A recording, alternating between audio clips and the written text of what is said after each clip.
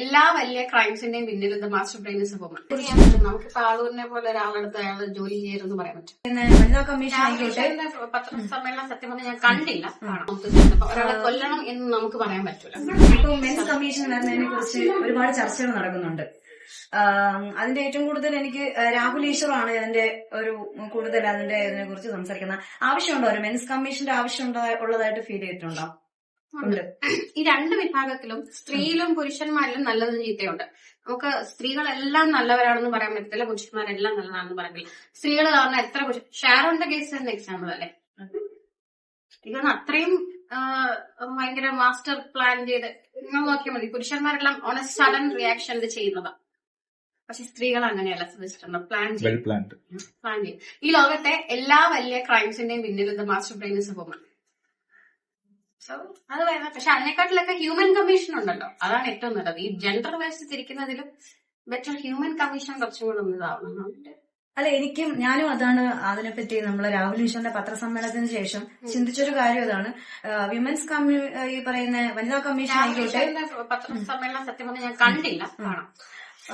വനിതാ കമ്മീഷൻ അല്ലെങ്കിൽ പുരുഷ കമ്മീഷൻ എല്ലാത്തിനും അധികം ഒരു ഈ പറഞ്ഞതുപോലെ മനുഷ്യാവകാശ കമ്മീഷനാണ് വേണ്ടതല്ലേ. അല്ലെങ്കിൽ ഇപ്പൊ ഒരു ക്രൈം നടന്നു കഴിഞ്ഞാല് പണം, പ്രശസ്തി, സ്വാധീനം ഇതിനും അപ്പുറമല്ലേ ഒരാൾക്ക് കിട്ടേണ്ട അവകാശങ്ങൾ എന്ന് പറയുന്നത്. അല്ലാതെ പുരുഷനാണ് സ്ത്രീയാണ് എന്നുള്ള രീതിയിൽ അല്ല, അങ്ങനെയല്ലേ ജെൻഡർ വെച്ച് പറയണ്ടെന്നുള്ളത് തന്നെയാണ് എന്റെ. ഇപ്പൊ ഇക്വാലിറ്റി എന്ന് പറയുമ്പോഴത്തേക്കും എല്ലാ കാര്യത്തിലും വേണം. ഇപ്പൊ കഴിഞ്ഞ ദിവസം മറ്റേ സിവിൽ സ്കോർ കാരണം ഒരു വരനെ വേണ്ടാന്ന് ന്യൂസ് വന്നില്ലേ. ഇവിടെ ഇക്വാലിറ്റി സംസാരിക്കുന്നവര് എന്തുകൊണ്ട് ഇതിന് റിയാക്ട് ചെയ്യുന്നില്ല? ഒരു സ്ത്രീയോടാണ് നമ്മളിത് പറഞ്ഞിരുന്നതെങ്കിൽ എന്ത് പറയും? അവളുടെ പൈസ നോക്കി സ്ത്രീധനം അത് ഇതെന്ന് പറയും. അപ്പൊ ഇത് തിരിച്ചെങ്ങോട്ട് ചെയ്തതും അത് തന്നെയല്ലേ.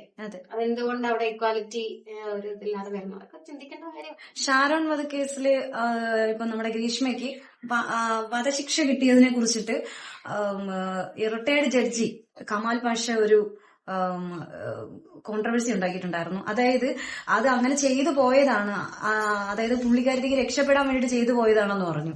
അതിനെ ന്യായീകരിക്കുകയാണ് ചെയ്യുന്നത്. ഒരിക്കലും വധശിക്ഷ അതാണ്. അപ്പൊ അതെങ്ങനെ യോജിക്കുന്നുണ്ട്? അത് ആ കുട്ടി ഒരു റാങ്ക് ഹോൾഡർ ആണ്, അല്ലെങ്കിൽ ഒരു സ്ത്രീയാണ്, ചെറിയ പ്രായമാണ് എന്ന് കരുതിയിട്ട് ഇത്രയും ക്രൂരമായിട്ട് ഒരു കൊലപാതകം ചെയ്തതാണ്.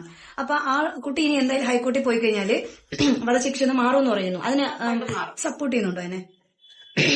ഇതിപ്പം ഇത് ഭയങ്കര സെൻസിറ്റീവ് ആയിട്ടുള്ള ടോപ്പിക്കാണ്. വധശിക്ഷ എന്നുള്ളതിനല്ലാതെ ആ കൊച്ച് ഇനി അത് ചെയ്യാതിരിക്കാൻ എന്നാണ് നമുക്ക് ചെയ്യാൻ പറ്റും. ഒരാളെ കൊല്ലണം എന്ന് നമുക്ക് പറയാൻ പറ്റൂല. സബ് ടു ലോ, അത് നിയമം തീരുമാനിക്കേണ്ടതാണ്. പക്ഷെ ആ കുട്ടിയെ ന്യായീകരിക്കുന്നതിനോട് ഞാൻ ഒരിക്കലും യോജിക്കുന്നില്ല. ആ കൊച്ചിന് എന്തെല്ലാം ഓപ്ഷൻ ഉണ്ടായിരുന്നു. അപ്പൊ അതിന്റെ ഭാഗത്ത് എന്തോ ഒരു തെറ്റോ മിസ്റ്റേക്കോ ഉള്ളത് കൊണ്ടോ അതിനെന്തോ ഒളിക്കാനോ മറയ്ക്കാനോ ഉള്ളത് കൊണ്ടാണ് ആ പുള്ളിക്കാരി എടുത്ത വേ ഇസ് ടോട്ടലി റോങ്. ഒരാളുടെ ജീവൻ എടുത്തിട്ട് എന്ത് തന്നെയാണെന്ന് ന്യായീകരിച്ചാൽ എനിക്ക് അതിനകത്ത്, കാരണം പ്ലാൻഡ് ആയിരുന്നു, അതും സ്നേഹിച്ച്. അവിടെയാണ് നമുക്ക്. പക്ഷെ നമ്മൾ ഈ നിയമങ്ങൾ കൈകാര്യം ചെയ്യുന്നേ, ഇപ്പൊ നമുക്കൊരു പ്രശ്നം വന്നാൽ നമ്മൾ പോലീസ് സ്റ്റേഷൻ അല്ലെങ്കിൽ ഫൈനലായിട്ട് പോകുന്നത് കോടതിയാണ്. അപ്പൊ അവിടെ നിന്നാണ് നമുക്ക് നീതി വാങ്ങി തരുന്നേ. അതിലുള്ളവർ തന്നെ ഇതുപോലെയൊക്കെ ഈ പ്രതികളെ കൂടുതലും അവർ സപ്പോർട്ട് ചെയ്യുന്നുണ്ടെങ്കിൽ നമ്മുടെ നാട്ടിലെ ക്രമസമാധാനം എന്ന് പറയുന്ന ഒരു സാധനം നഷ്ടപ്പെടത്തില്ലേ? അതായത് ഇപ്പം ആളൂരിനെ പോലെയുള്ള ആളുകളൊക്കെ ഇതുപോലെ പ്രതികളെ രക്ഷിക്കാനുണ്ടെങ്കിൽ നമുക്ക് എന്തും ചെയ്യാം എന്നുള്ള ഒരു തോട്ട് പല ആളുകൾക്കും ഉണ്ടാവത്തില്ലേ? ചെയ്യാൻ പറ്റും. നമുക്കിപ്പോ ആളൂരിനെ പോലെ ഒരാളെടുത്ത് അയാൾ ജോലി ചെയ്യരുതെന്ന് പറയാൻ പറ്റും? നോ. അപ്പം ഈ പറഞ്ഞ നിയമത്തില് കുറെയൊക്കെ ഞാനിപ്പൊ നോക്കിയിട്ട് അത് നമ്മൾ വൈകാരികമായി ചിന്തിക്കുന്നിടത്താ പ്രശ്നം. പക്ഷെ നമ്മുടെ കോൺസ്റ്റിറ്റ്യൂഷനിൽ കുറെ പ്രശ്നമാണ്. ഇന്ന കാര്യങ്ങൾക്ക് ഇന്നത് കൊടുക്കാവും. അപ്പൊ അങ്ങനെ വരുമ്പോഴത്തേക്കും ജഡ്ജ് അത് വെച്ചിട്ടായിരിക്കും പറയാം. അങ്ങനെ ഒരു സിറ്റുവേഷനിൽ അവിടെ ലൂപ്പ് ഹോൾസ് ഉണ്ടെങ്കിൽ, ഇപ്പം ആളൂരിനെ സംബന്ധിച്ച് എനിക്ക്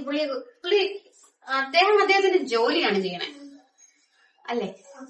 നമ്മുടെ ലോയൊക്കെ കുറച്ചുകൂടെയൊക്കെ മാറ്റി എഴുതേണ്ട സമയം കഴിഞ്ഞു എന്ന് തോന്നുന്നില്ല. നമുക്ക് ഒരു സാധാരണ ഒരു സിറ്റിസൺ എന്ന് വെച്ച് നമുക്കൊന്നും ചെയ്യാൻ പറ്റില്ല. അത് നമ്മളെ ഭരിക്കുന്നവരെ നമ്മൾ ചൂസ് ചെയ്യുന്ന ഭരണാധികാരെ പോലെ ഇരിക്കും. സോ അവിടെ നമ്മൾ ചൂസ് ചെയ്യുന്നിടത്ത് കറക്റ്റ് ആയിട്ട് ചൂസ് ചെയ്യാന്നുള്ളതേ നമുക്ക് ചെയ്യാൻ പറ്റുള്ളൂ. ഇത് ആരും ഇപ്പൊ ഞാൻ ഇവിടെ നിന്ന് പറഞ്ഞാലും ഇതിനൊന്നും ഒരു മാറ്റം സംഭവിക്കാൻ പോകുന്നില്ല. സോ അതിനകത്ത് എനിക്കൊരു കറക്റ്റ് ആയിട്ടൊരു ഇത് പറയാൻ പറ്റില്ല. പിന്നെ ഈ ലോകം അവസാനിക്കുന്നത് വരെ നല്ലതും ചീത്തയും ഉണ്ടാവും, നല്ല ആൾക്കാരുണ്ടാവും, ഇവളായിട്ടുള്ള ആൾക്കാരുണ്ടാവും.